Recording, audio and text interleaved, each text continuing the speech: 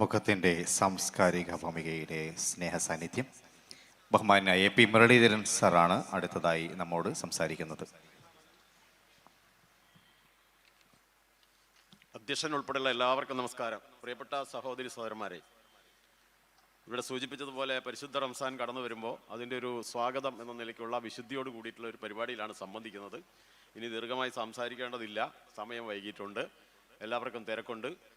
കുരുക്ഷേത്ര യുദ്ധം നിങ്ങൾക്കെല്ലാവർക്കും അറിയാം. 18 ദിവസം നീണ്ടു നിന്നൊരു യുദ്ധമാണ്. ധർമ്മ സംസ്ഥാപനത്തിന് വേണ്ടി ഒരു ഭാഗത്ത് അധർമ്മികളായിട്ടുള്ള കൗരവരും മറുഭാഗത്ത് ധർമ്മം രക്ഷിക്കാൻ വേണ്ടി പാണ്ഡവരുമാണ്. ആ പാണ്ഡവരുടെ യുദ്ധത്തിൽ നേതൃത്വം കൊടുത്തത് അർജുനനാണ്, എന്നാൽ അത് നയിച്ചത് ശ്രീകൃഷ്ണനാണ്. ഇതൊരു വലിയ സന്ദേശമാണ്. എന്താണെന്ന് ചോദിച്ചാൽ, അർജുനൻ എന്ന് പറയുന്നത് വില്ലാളി വീരൻ, ശാസ്ത്രത്തിൻ്റെ ജേതാവാണ്, ശാസ്ത്ര തേജസ്സാണ്. എന്നാൽ ശാസ്ത്രത്തെ നയിക്കേണ്ടത് ആധ്യാത്മിക തേജസ്സാണെന്നാണ് ശ്രീകൃഷ്ണൻ. അതുകൊണ്ടാണ് അവിടെ മുന്നിൽ നിർത്തുന്നത്. അപ്പോൾ എന്താണ് ഇവിടെ പറഞ്ഞത് തന്നെയാണ്. മനുഷ്യൻ്റെ ഏത് ജീവിതത്തിലും അവന് ശാസ്ത്രം മാത്രം പോരാ, അഥവാ ഭൗതികമായ പുരോഗതി മാത്രം പോരാ, അതിനെ തീർച്ചയായിട്ടും നയിക്കാൻ ആധ്യാത്മികതയും വേണം. അപ്പം ഭൗതികതയിൽ ആധ്യാത്മികത ഇല്ലാത്ത ഭൗതികതയും ഭൗതികതയില്ലാത്ത ആധ്യാത്മികതയും അപൂർണമാണ്. അപ്പോൾ അതിൻ്റെ ഒരു പൂർത്തീകരണത്തിന് സ്വാഭാവികമായിട്ടും ഗഫൂർ സാർ പറഞ്ഞതുപോലെ നമുക്ക് ഇത്തരത്തിലുള്ള ആരാധനാലയങ്ങളും മതപഠനങ്ങളും സംവിധാനങ്ങളും ഒക്കെ വേണം. പിന്നെ ഇവിടെ ഈ മസ്ജിദിനെ കുറിച്ച് ഒരു വാക്കുകൂടി പറഞ്ഞാൽ, ഈ ആരാധനാലയം അല്ലെങ്കിൽ എല്ലാ ആരാധനാലയങ്ങളും ഒരു നാടിൻ്റെ സംസ്കാരം രൂപപ്പെടുത്തുന്നതിൽ വലിയ പങ്ക് വഹിക്കുന്നു എന്നുള്ളതാണ് ഞാൻ കാണുന്ന ഏറ്റവും വലിയ പ്രത്യേകത. പ്രാർത്ഥിക്കാൻ നേരത്തെ ഇവർ സൂചിപ്പിച്ചതുപോലെ പള്ളി ഇല്ലെങ്കിൽ നമുക്ക് പ്രാർത്ഥിക്കാം. പക്ഷേ ഒരു സമൂഹത്തിൻ്റെ സംസ്കാരം സംരക്ഷിക്കുന്നതിന്, കെട്ടിപ്പടുക്കുന്നതിന് ഇത്തരത്തിലുള്ള ആരാധനാലയത്തിനും മതസ്ഥാപനത്തിനും മദ്രസകൾക്ക് വലിയ പങ്കുണ്ട്. അത് വിശദീകരിച്ച് പറയാനുള്ള സമയമൊന്നും ഞാൻ എടുക്കുന്നില്ല. ചുരുക്കം പറഞ്ഞാൽ ഇത്രേ ഉള്ളൂ. ഈ പള്ളിയിൽ നടക്കുന്ന കാര്യം മാത്രം എടുത്താൽ, പള്ളിയിൽ മതകാര്യങ്ങൾ പറയുകയും അല്ലെങ്കിൽ പ്രസംഗിക്കുകയും മാത്രമല്ല ചെയ്യുന്നത്. നമ്മൾ സ്കൂളിൽ പറയുന്ന ഒരു വാക്കുണ്ട് ഗഫൂർ മാഷേ, എന്തായിരുന്നു? Learning by doing. ഈ പറയുന്നത് ജീവിതത്തിൽ പകർത്തുന്നതിന് കൂടി പ്രായോഗിക പരിശീലനം നൽകുന്നു എന്നതാണ് ഞാൻ ഉദ്ദേശിച്ചത്. ശരിയല്ലേ?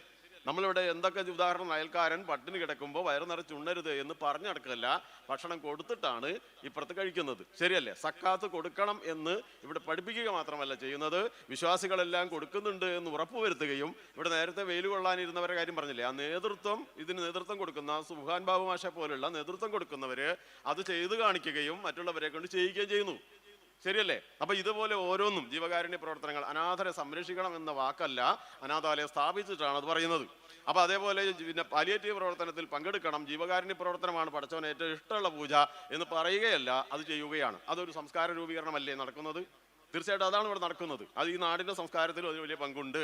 അപ്പം അങ്ങനെ ഇതൊരു ഒരു ജീവിത രീതിയായി മാറുകയാണ്. ഈ പറയുന്ന ദൈവവചനങ്ങൾ പ്രയോഗവൽക്കരിച്ച് ജീവിതത്തിൽ നടപ്പിലാക്കി അന്യനുപകാരമുള്ള ഒരു ജീവിതമായി നമ്മൾ മാറുക എന്നത് പ്രയോഗവൽക്കരിക്കുന്ന ഒരു പ്രാക്ടീസിങ് കേന്ദ്രമാണ് പള്ളി. അതുകൊണ്ടാണ് ഞാൻ പറഞ്ഞത് ഇക്കാര്യം. ഇനി അത് മാത്രമല്ല, ഇവിടെ പറഞ്ഞതുപോലെ തന്നെ പ്രവാചകൻ പഠിപ്പിച്ചതുപോലെയും നമ്മുടെ നാടിൻ്റെ സംസ്കാരവുമായിട്ടുള്ളത് സാഹോദര്യമാണ്. ആ സാഹോദര്യം എന്നുള്ളതും ഈ പള്ളിയിൽ പ്രസംഗിക്കുകയും മദ്രസയിൽ പഠിപ്പിക്കുകയും പുറത്ത് മീറ്റിങ്ങിൽ സംസാരിക്കുകയും മാത്രമല്ല, അതും ജീവിതത്തിൽ പകർത്തുകയാണ്. ആ ജീവിതത്തിൽ പകർത്തുന്നതിന് ഉദാഹരണമാണ് ഇനി അടുത്ത ദിവസം ആരംഭിക്കാൻ പോകുന്ന പരിശുദ്ധ റംസാനിൽ ഓരോ ദിവസവും നടക്കാൻ പോകുന്ന നോമ്പുതുറകളിൽ ഓരോ വീട്ടിലും അയലത്തുള്ള അമുസ്ലിങ്ങളെ കൂടി ഇതിൽ പങ്കെടുക്കണം എന്ന നിർബന്ധത്തോടു കൂടി പങ്കെടുപ്പിക്കുകയും സമൂഹ നോമ്പുതുറകളൊക്കെ സംഘടിപ്പിച്ചുകൊണ്ട് തന്നെ എല്ലാവരെയും ഉൾപ്പെടുത്തുകയും ചെയ്യുന്നത് ഞാൻ പറഞ്ഞതുപോലെ തന്നെ പ്രാക്ടീസാണ്. അതുപോലെ എൻ്റെ അനുഭവത്തിൽ ഈ നാട്ടിൽ എവിടെയെങ്കിലും ഇസ്ലാം മത വിശ്വാസികളുടെ ഏത് സ്ഥാപനത്തിലും ഒരു പള്ളി ഉദ്ഘാടനമായിരുന്നാലും മദ്രസ ഉദ്ഘാടനമായിരുന്നാലും ഒരു അതിൻ്റെ പോലെ തന്നെ മതസംഘടനയുമായി ബന്ധപ്പെട്ട ഒരു പരിപാടി ആയിക്കോട്ടെ, എന്തുമായിക്കോട്ടെ, അത് മതസാഹോദര്യത്തിന്റെ വേദിയാകണം. അന്യമതക്കാർ അഥവാ സഹോദരൻ, അന്യമതം എന്നൊരു പ്രയോഗം തെറ്റാണല്ലോ, സഹോദര മതത്തിൽപ്പെട്ടവരും ആ വേദിയിൽ ഉണ്ടായിരിക്കണം, അതിൽ പങ്കെടുക്കണം എന്നൊരു നിർബന്ധ ബുദ്ധി ആർക്കുണ്ട്? ഈ പറയുന്ന ഇസ്ലാം മതവിശ്വാസികൾക്കുണ്ട്. അതുകൊണ്ടാണ് ഞാൻ പറഞ്ഞത്, ഈ ആരാധനാലയം അതൊക്കെ നിങ്ങൾക്ക് കിട്ടുന്നത് ഈ ആരാധനാലയത്തിൽ നിന്നാണല്ലോ. അപ്പോൾ ഈ ആരാധനാലയത്തിന്റെ പ്രാധാന്യം എന്താണ്? ഈ നാടാഗ്രഹിക്കുന്ന ഈ മനോഹരമായ സൗഹൃദത്തിന്റെ, സാഹോദര്യത്തിന്റെ, സഹിഷ്ണുതയുടെ പാരമ്പര്യം അതൊരു ജീവിത മാർഗമായി, ജീവിത രീതിയായി, അതൊരു സംസ്കാരമായി വളർത്തിയെടുക്കുന്നതിൽ വലിയ പങ്ക് വഹിക്കുന്നുണ്ട്.